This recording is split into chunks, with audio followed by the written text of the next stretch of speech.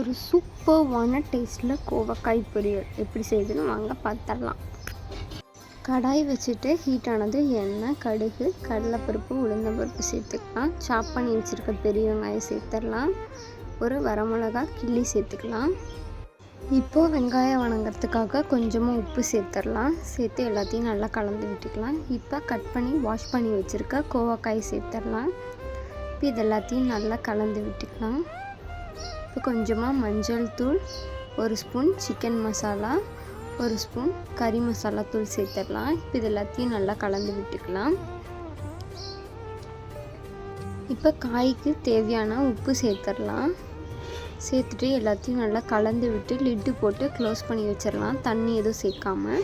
இப்போ இது வெந்ததுக்கப்புறம் இறக்கும்போது கொஞ்சமாக சீரகத்தூள், பெருங்காயத்தூள் சேர்த்து கலந்துடலாம். இப்போ இது எல்லாத்தையும் நல்லா கலந்து விட்டு இறக்கணும் அப்படின்னா நம்மளோட டேஸ்டியான கோவக்காய் பொரியல் ரெடி.